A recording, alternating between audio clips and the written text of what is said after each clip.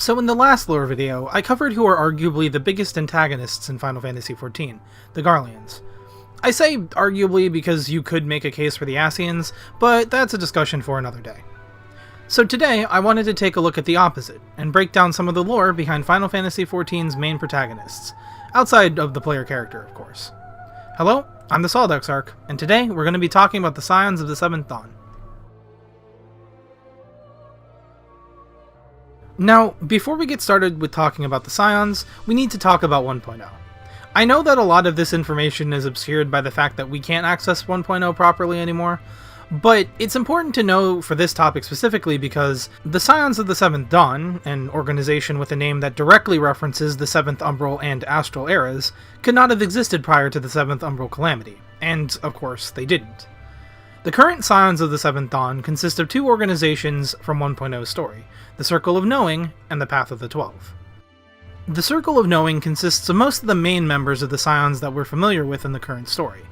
It was a group of 12 scholars and researchers, known as Archons, that devoted themselves to the well-being and salvation of Eorzea through their research. The Circle of Knowing was originally founded by Louisoix Levier and was originally composed of scholars from Sharlayan. Since Sharlayan is rather secretive of their knowledge, it's pretty much all but directly stated that Louisoix formed the Circle of Knowing in secret, and was brazenly disobeying the Sharlayan government by doing so. His ultimate goal was to save Eorzea from the prophesized 7th Umbral Calamity, as well as guide Eorzea to a brighter future. Now, the Archons themselves who comprise the Circle of Knowing are said to be manifestations of the 12. Louisoix's staff bears the mark of the Scholar, Thalic, and presumably all of the other known members of the Archons also match up with a corresponding deity, though which ones they represent has not been directly confirmed by the game or any supplementary materials. What is known is that all of the Archons are well-studied, respected scholars from Sharlayan and have an intimate knowledge of ethereal mechanics, history, and politics, which leaves them well-suited to their goal of helping Eorzea as a whole. Also, while I'm on the topic of the Archons, I think it's important for me to bring up the Archon tattoo. As I just mentioned, many people call this tattoo the Archon tattoo because it appears on all the current known Archons from the Circle of Knowing. However, it isn't a tattoo unique to the Circle of Knowing themselves. Instead, it is a Sharlayan Sage tattoo, granted to an individual after achieving notable recognition in their field of study. It's kind of like if we today tattooed PhDs on our necks.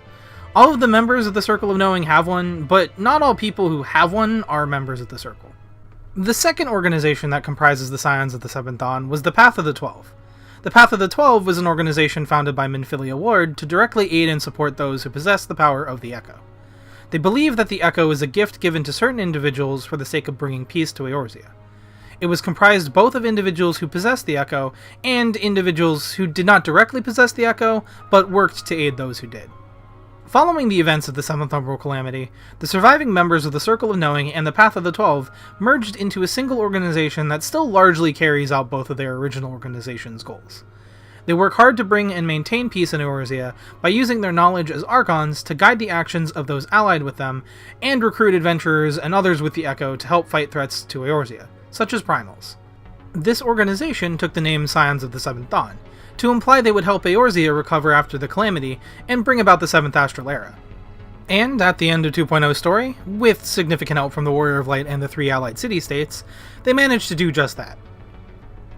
After the merging, Minfilia took the role as the organization's leader, but she often relied on the Archons, as well as Louisoix's grandchildren, Alphinaud and Alizé Levier, above the other Path of the 12 members for most of the Scions' activities. The Scions' main goal can be summed up to defending Eorzea through monitoring and eliminating threats to the realm.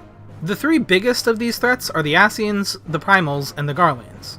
I've done videos on the latter two, and I do plan to do an Ascian video at some point, but the Ascians' main goal is to sow chaos through the entire realm and trigger calamities for the ultimate goal of their rejoining. Primals drain the realm of ether and can cause calamities, and are just bad news in general. And the Garleans, for the most part, are violent warmongers that arose from Ascian meddling and want to conquer Eorzea and bring it under their tyrannical rule. The Scions accomplish their goals by using their scholarly knowledge and resources, as well as political influence and adventurers allies with them to provide aid and support. Once the Warrior of Light joins the Scions, we quickly become one of their biggest assets, and wind up solving a lot of their problems for them. Before we joined up, I imagine they had to use a lot more resources and manpower to accomplish similar goals, like slaying primals and handling other threats that we take care of relatively easily. To this end, it's likely that the Scions often had to ask for help from the Eorzean Alliance.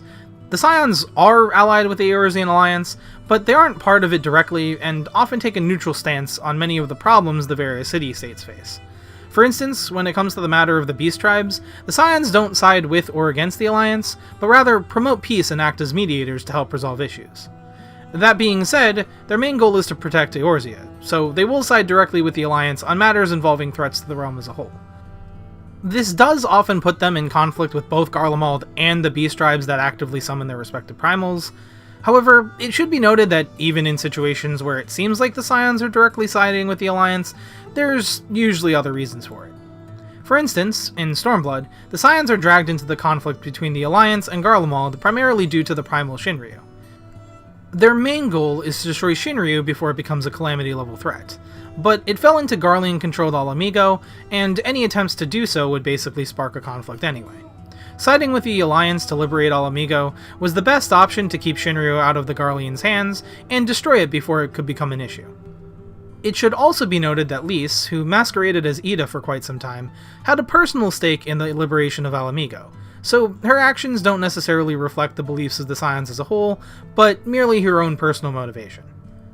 Ordinarily, this is the part of the video where I'd start talking about the history and events the Scions took part in, but seeing as the Warrior of Light is literally a member of the Scions, and we pretty much experience almost the entirety of their history, not including when they were two separate organizations, and not including the 5-year gap between the Calamity and the start of A Realm Reborn, we get a pretty good view in-game of how the organization evolves and changes throughout the story. Instead, I'm going to list off all the current and past core members of the Scions, as well as whether they were originally part of the Path of the 12 or the Circle of Knowing, if that's applicable. Starting off, we have Minfilia Ward, who, as mentioned before, was the leader of the Scions for a time, and was the founder of the Path of the 12. Then we have our girl, Y'shtola Rule. Y'shtola is an Archon and belonged to the Circle of Knowing before the formation of the Scions. She's also objectively the best member of the Scions. No, I'm not biased at all. What are you talking? Next up is Papalimo Totolimo, whose last name I'm sure all of us knew off the top of our head, and didn't just have to Google specifically for this video. I mean, he was also an Archon and a member of the Circle of Knowing. After Papalimo, we have Ida Hext, and her situation is definitely a bit convoluted, because Ida was actually Lys the entire time. Ida herself was an Archon and a member of the Circle of Knowing, but Lys was neither of these things, and the fact that Ida was actually Lys was kind of an open secret among the Scions. So, Ida herself was never a Scion, and Lys masqueraded as her and was a Scion, but was never actually a member of the Circle of Knowing or an Archon, so maybe she wasn't really technically a Scion, but she still did a lot for the organization, and everyone knew she wasn't Ida, so she was still probably officially a Scion. Look, it's really complicated.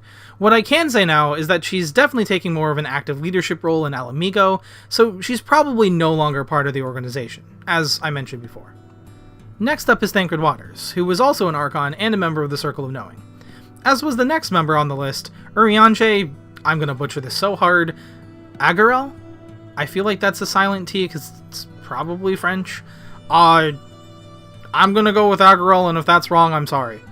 Though, I will say Urianger tends to be a bit more distant from the rest of the Scions, and has, on multiple occasions, acted antagonistically or withheld pretty critical information from them, though it's always been for a greater cause. Next we have Alphino Levier, who is Louisoix's grandson. He wasn't a member of either the Path of the 12 or the Circle of Knowing, but instead joined the Scions after his grandfather's death, presumably to honor him and carry on his legacy. His twin sister, Eorzea Levier, is in a similar boat, with her not being an Archon, but with her choosing to join the Scions and follow in her grandfather's footsteps to protect Eorzea. Notably, neither Eorzea or Alphino have the Charlian Scholar tattoos. Next, we have Tataru Taru, who acts as the receptionist for the Scions headquarters in both the Waking Sands and later the Rising Stones. She was originally recruited by Minfilia to join the Path of the 12. After that, we have Kryl Mayer Beldezian, who was neither a member of the Circle of Knowing or the Path of the 12, but was instead a member of the Students of Beldezian. The Students of Beldezian were already allies to the Scions before she took on a more prominent role in the organization, so whether or not she's officially a member or is just working really closely with them isn't really made clear. I would say that she has done enough to be considered an official member of the Scions at this point. Then we have Moonbrita... Oh boy. Then we have Moonbrita Wolfsonwyn, who is an Archon and a member of the Circle of Knowing. Despite being an Archon, she was actually specifically instructed by Louisoix to stay behind in Charlian rather than travel to Eorzea with the rest of the Circle of Knowing. Next up is Philomen Quesh, who is the adoptive mother of Minfilia and joins the Scions after the Warrior of Light finds her for Minfilia's sake. Naturally, she was neither a member of the Circle of Knowing or the Path of the 12. Next on our list is Ehrenwald Lentinus, who's notable for being one of the few prominent members of the Scions, aside from the Warrior of Light and Minfilia, to possess the Echo. He joined after the formation of the Scions, however, so even though he was recruited by Minfilia and had the Echo, he was never a member of the Path of the 12. Finally, we have Unkalai, who's an interesting character in his own right. I definitely want to do a video about him all on his own, especially since a lot of his story is tucked away in the optional side trials involving the Warring Triad. And I'm sure a lot of players, especially the newcomers, either skipped over his quest entirely or glossed over the story. Minor spoilers here for the whole side quest chain, but basically at the end he winds up joining the Scions. Now, there are other Scions, but these are the main ones I wanted to talk about. A lot of the other prominent characters who work with the Scions, like Sid Garland, Harushafant, Estinian, Ysalai, and any others, are either part of a separate organization that's allied with the Scions, like the students of Baldesion or Garland Ironworks, or are just allies of the Scions themselves.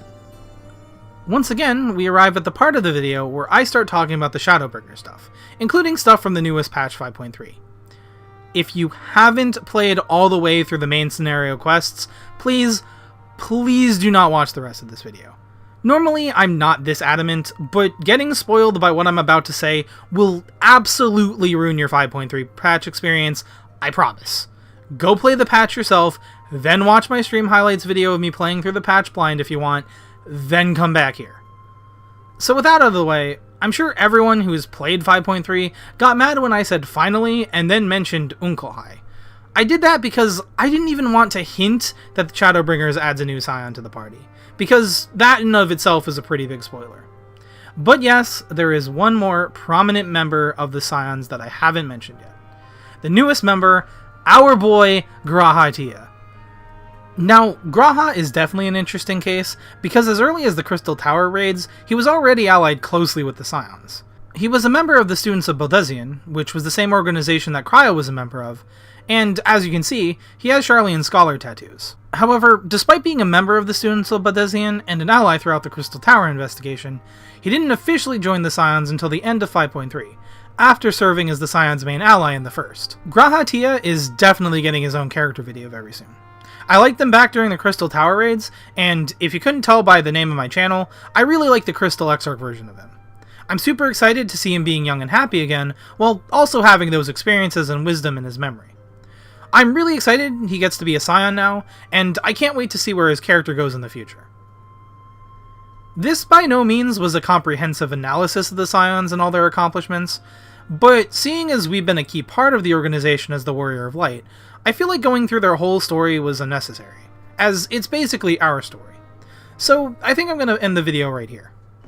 Thank you guys so much for watching. If you haven't noticed, I've been uploading and streaming a lot more lately, and I'm going to try to continue that trend as long as possible. Though, I did recently graduate college, so I'm probably also going to land myself a new job soon. But as long as I have the free time, I definitely want to keep making videos and streaming for you guys. I know I plugged my stream before, but I do really hope you guys come check it out. I switched to playing Splatoon 2 instead of Final Fantasy XIV before 5.3 dropped to avoid total burnout. But 5.3 really got me back into the Final Fantasy XIV mood, and I do have a lot to catch up on, so I definitely want to start streaming Final Fantasy XIV content again. I will be switching between the two games, and I might throw in a few others. I've been thinking about picking up Fall Guys because it looks really fun. But either way, I've been trying to stream on Wednesdays and Fridays lately, so do come check me out if you can. You can find me on Twitch over at twitch.tv/SaltExarch. I've also been more active on Twitter lately, mostly making Final Fantasy XIV themed posts and sharing funny thoughts about various characters, so if you're interested in that kind of stuff, do give me a follow at the SaltExarch. With that being said, I hope you guys enjoyed the video. My channel's been growing little by little every day, and it's really encouraging to see people who enjoy my videos and find them informative. I really do love talking about the lore and story of this game in general, so it's really nice to see other people sharing that enthusiasm and enjoying the videos I make. If you enjoy the video, be sure to leave a like, drop any questions, comments, or suggestions down below. Once again, thank you guys for watching, and I'll see you all in the next one. Peace out.